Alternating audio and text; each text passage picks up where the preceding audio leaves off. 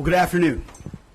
I'm honored to stand right here today alongside one of America's finest, Admiral Brad Cooper, commander of U.S. Central Command. We just had a chance to spend a couple of hours together, better part of 2 hours, going through the entirety of this operation, Operation Epic Fury. And Admiral, I want to thank you for everything you do and your incredible leadership, for your dynamic thinking, the way you're attacking this problem set on every level. In just days of Operation Epic Fury, you and your team have delivered nothing short of devastating, precise strikes, taking out the better part of Iran's Navy, making it combat ineffective, neutralizing missile sites and launchers, and establishing total dominance over the skies we fly over and seas we fly over. Our forces are executing with unmatched skill, and the mission is advancing decisively. This is the kind of no-nonsense, results-driven warfighting that America demands. And you're delivering it in spades. You are the man for this moment. Admiral Cooper, on behalf of the President, the Department of War, and every American watching, I want to thank you for the outstanding job you and CENTCOM are doing. Keep pressing the fight, and we are with you all the way. A few thoughts before I hand it over to the Admiral for an update. Iran is hoping that we cannot sustain this, which is a really bad miscalculation for the IRGC in Iran. You see, there's no shortage of American will here.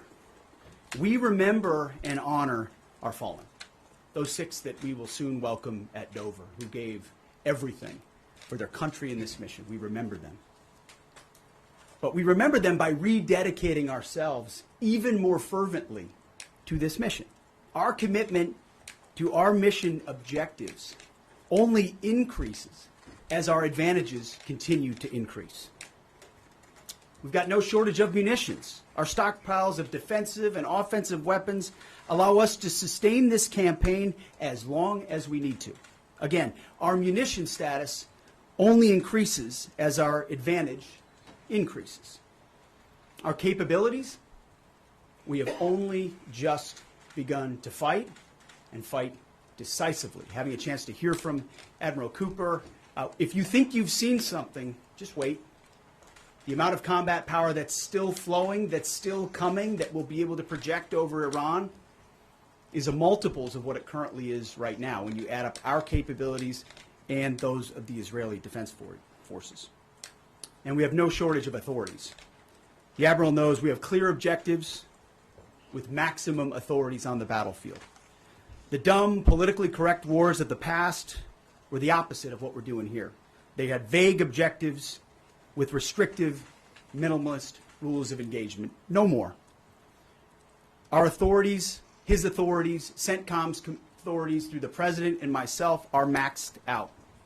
Our capabilities are overwhelming and gathering still, as are those of our Israeli partners. Our munitions are full up, and our will is ironclad, which means our timeline is ours and ours alone to control. As long as it takes to ensure the United States of America achieves these objectives, and as we flow more forces, and as we flow more capabilities, and as our munitions, as we're flying over the top, have even more devastating effects, we set the tempo, we set the timeline, led by the commander on the ground. Our ear is to the ground to listen to Admiral Cooper. What he needs and what he needs, he will get. We are built for this fight, and we are in it to win it. And we have the right commander in the lead. So I'll now hand it over to Admiral Brad Cooper to give you an update right here from CENTCOM. Admiral. Mr. Secretary, first, thank you very much and good afternoon, and welcome to U.S. Central Command Headquarters, America's Warfighting Headquarters. It's great to be here alongside the Secretary and representing the more than 50,000 men and women in uniform currently executing Operation Epic Fury. So, Mr. Secretary, first, thank you very much for your leadership and support and the very clear vision and objectives that you've given us to allow us to use overwhelming force against the Iranian terrorist regime. And thanks to all of you for attending today, and welcome to Tampa. We are now starting our 6th day of a historic mission to eliminate Iran's ability to threaten Americans. We are, if I could channel my inner Navy officer, we are at full speed ahead in executing orders given by leadership in Washington. The President and Secretary Hegseth have been crystal clear in their expectations, and we are at a high level of execution. As described by the Secretary and earlier this week by me, U.S. combat power is building as Iranian combat power declines. Our air dominance allows us to hit Iran's center of gravity with overwhelming power and reach. A couple of examples. In just the last 72 hours, America's bomber force has struck nearly 200 targets deep inside of Iran, including around Tehran. And in just the last hour, U.S. B-2 bombers dropped dozens of 2,000-pound penetrator bombs, targeting deeply buried ballistic missile launchers. Notably, we've also struck Iran's equivalent of Space Command, which degrades their ability to threaten Americans. Then, if I just look back over the last 24 hours of the operation compared to where we were at start, ballistic missile attacks have decreased by 90% since day one. Drone attacks have decreased by 83% since day one. Having said this, we remain vigilant. Our strikes against the Iranian Navy have intensified. You may have heard the President say just a little while ago that we have sunk or destroyed 24 ships. That was true at the moment. We're now up over 30 ships. And in just the last few hours, we hit an Iranian drone carrier ship, roughly the size of a World War II aircraft carrier, and as we speak, it's on fire. The President gave us another task, to raise or level Iran's ballistic missile industrial base. So we're not just hitting what they have, we're destroying their ability to rebuild. And so as we transition to the next phase of this operation, we will systemically dismantle Iran's missile production capability for the future, and that's absolutely in progress. This is going to take some time, but our forces are well supplied, as the Secretary said, and we are absolutely ready to prosecute this mission decisively. Our combined joint forces have relentlessly destroyed Iran's air defenses over the past few days, and they've continued hunting for more systems to kill. Our air defenders are operating at the very top of their game. I couldn't be prouder, shoulder to shoulder with our partners in the region in many cases, providing the most integrated air defense network in Middle East history. We are fighting to win. Through combined U.S. and Israeli combat power, we will continue decimating Iran's ability to project power outside its borders. And if I can just conclude by saying a strong salute to the brave men and women who are out on the pointy edge of this, really doing exceptional work. I just couldn't be prouder, and I know the American people share in that same pride. So thank you very much. Absolutely. And with that, we'll take a few questions. Yeah, right here. Sir, appreciate it. Admiral, I wanted to ask, or Mr. Secretary, the Ukrainian president said today that the U.S. has asked for specific capabilities to deal with Shad drones, Iranian drones. And you guys talked about what you asked for, and has there been any surprises from Iranian capabilities that you guys have seen in the past 6 days? Go ahead. We're very familiar with Iranian's capabilities, and as you might imagine, we planned for it right from the outset, and I feel good about what the plan was. Like any good organization, we adjust as necessary to meet the environment, and we've made those appropriate adjustments. Absolutely. Right here. Thanks, Secretary Hegseth. I had two for both of you. One, was an American pilot shot down today in Iraq? And two, I've heard reports that there's enriched uranium stored in Isfahan. I've also heard reports that there's not a lot of bombing there. Is that on purpose? Do we believe there's enriched uranium there? And would we ever send special forces to secure it? As CENTCOM pointed out, that those reports of an F-15 being shot down are false. As you can imagine, Iran is doing everything it can to peddle in lies, deception, and inflation of numbers and reality, mostly to propagandize to their own people. Right? They've shut down the internet. They're hoping they can convince their own population that they're having success. One thing one of their leaders said recently is that 500 Americans have been killed, they claim. These are lies. The lies will continue. CENTCOM will continue to debunk those lies. So, and as often is the case in conflict, first reports are often wrong. As it pertains to nuclear material and things like that, one of the objectives the President has always said is that Iran will not have a nuclear bomb, nuclear capabilities, but we would never disclose what we will or will not do inside operational plans. So Admiral Cooper's got a plan. We're working that plan, and targets will be struck or not struck according to what we want to achieve. Yeah, right there. Secretary Hegseth, the President said earlier today in an interview that he would like to have a say in who's the next leader of Iran. Is this an expansion of your military objectives? Do you view it that way? And additionally, you spoke earlier today about how previous leaders have drawn resources from our hemisphere to the Middle East. Mm-hmm. How do you avoid that? Well, there's no expansion. Ultimately, I think the president's having a heck of a say in who runs Iran, given the ongoing operation we have. So there's no expansion in our objectives. We know exactly what we're trying to achieve. I think today's a great example of what this War Department is capable of doing. I was just in another part of Florida today where we announced, America's counter cartel conference. 18 countries coming together from Central, South America, and the Caribbean, coming together to fight cartels. That is something that is ongoing. We're focused there. We're focused in the Indo-Pacific. We can mass combat power in CENTCOM. EUCOM is able to support that as well. So we know we're laser focused on our hemisphere and our homeland. I mean, that's why we locked down the border. That's why we're working with partners to take on cartels. That's why we're sinking drug boats. That's why we're on the offense there. But the beautiful things about combatant commands is that, Brad Cooper's laser focused on Central Command, just like Frank Donovan is laser focused on Southern Command. We can do both. That's what a global power can do. Ultimately, this issue of Iran's nuclear pursuit and their unwillingness through negotiations to stop it was something President Trump has said for a long time needs to be dealt with. And after 47 years, he's doing something that no other president was willing to do. And we're doing it overwhelmingly, and we're doing it decisively, while also in other parts of the globe having the desired effects. I mean, take, for example, what we displayed yesterday, the Iranian ship in the Indian Ocean, sunk by Indo-PACOM, another combatant command, who coordinated with us in order to make that happen. So America's reach is global. Our focus here, though, these missions are narrow, they're scoped, and Admiral Cooper is well on his way to ensuring that we reach those objectives. Right here, yes, sir. Howard Allman, condolences to the troops killed. The Ukrainians are talking about providing low-cost interceptors, given their experience. Is that something that the Pentagon is looking for? And Admiral Cooper, can you walk us through a little bit about how effective the Lucas drones have been, what kind of targets they've hit, and how much that's helped, given that they're low-cost alternatives to the more expensive Go ahead. Sure. I'm not familiar with the particular offer, but interceptors in general, we've had a number of new capabilities being fielded. Obviously, I'm not going to talk about it from an operational perspective of what those are. But I think you have seen over a period of time us kind of get on the other side of this cost curve on drones in general. If I just walk back a couple of years, you remember what you used to always hear? We're shooting down a $50,000 drone with a $2 million missile.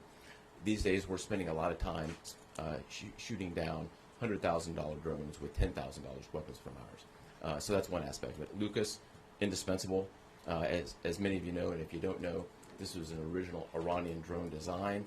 We captured it, pulled the guts out, sent it back to America, put a little Made America on it, brought it back here, and we're shooting it at the Iranians. Good targets. Good targets. Absolutely. Right there. Thank you so much, Secretary. President Trump, in his first speech after the launch of the Operation Epic Fury, he addressed Iranian people and he said that there is going to be a time for you to come out, but it's not now. Stay home. It's not safe. I want to know if there is a timeline for that you're going to urge Iranian people to come out, how that is going to play out, and how are you going to protect the protesters. You know that they're going to be shot probably, as we witnessed in January. That's what happened. How are you going to protect and support the protesters? And Admiral, I have one question for you. How are you going to minimize the civilian harms? We have a lot of evidence that the Basij units, IRGC commanders, they are now gathering in schools, in hospitals, in purely residential areas because their headquarters are bombarded, they are ruined, of course. So how are you going to protect the civilians while you're attacking the IRGC people hard? Thank you. I would just say on the protests, obviously the Iranian people showed a lot of courage in those protests, and we saw the Iranian regime was revealed for what it is in the way they reacted to that. The world saw that. No one's done more than President Trump to reopen the opportunity for those who want a free Iran to do so. Ultimately, it's common sense, as he said up front. Don't go out and protest while bombs are dropping inside Tehran and elsewhere. So there will come a moment where he determines, or they determine, that it's the time to seize that advantage. But there's a lot of things we're doing and the Israeli military is doing targeting those individuals who are targeting those who protest. The more you do that and you erode their will and you erode their capabilities, the more you create an opportunity for people to boldly stand up. Yeah, I would just reinforce the point. We're targeting the people, or we're targeting the headquarters and the people who are targeting the protesters, first and foremost. I'd also just double down on the president's comments that he previously made to the people: stay in your homes, keep things calm, stay out of the way. There's a lot of U.S. and Israeli capacity coming over. We're hitting a lot of targets. The best thing for them to do for right now is just to lay low. Right here.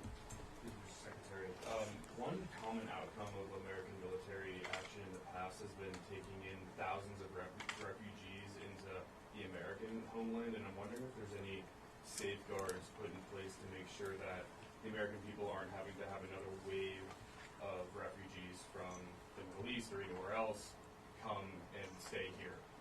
I think it's safe to say there's no plan for a wave of new Middle Eastern refugees to the United States of America. I think, as the president has pointed out for a long time, there are a lot of countries in the region who would be capable of providing that kind of support if need be, but that's certainly not something we're planning on.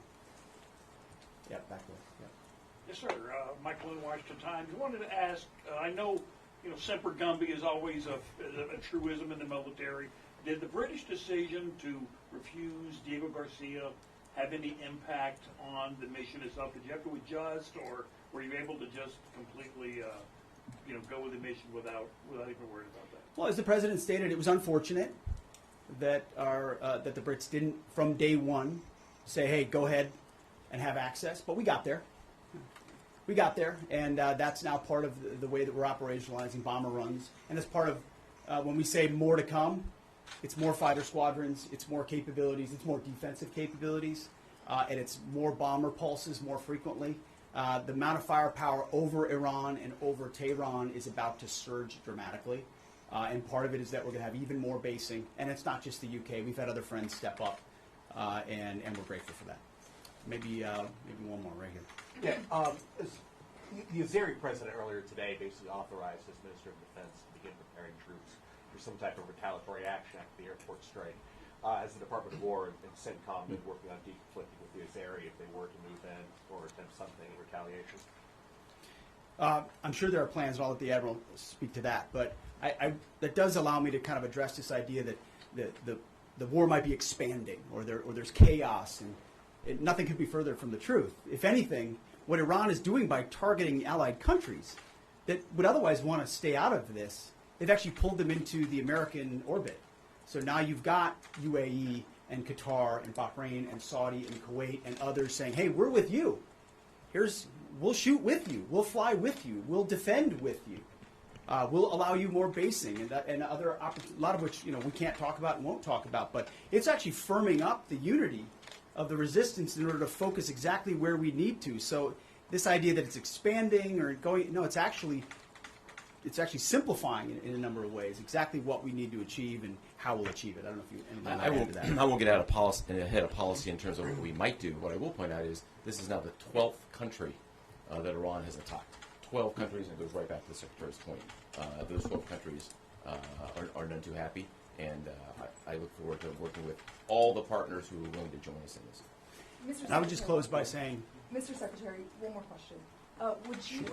What is your message to Americans who are concerned about security here at home with the change-up that we're going to see at the Department of Homeland Security? well, I think Kristi Noem did an excellent job over there securing our border and keeping us focused on threats, and the President making a change. We all serve at the pleasure of the President. I'm sure Mark Wayne Mullen will do a fantastic job. He's been a friend of mine for a long time. But Kristi did a great job setting us up for success.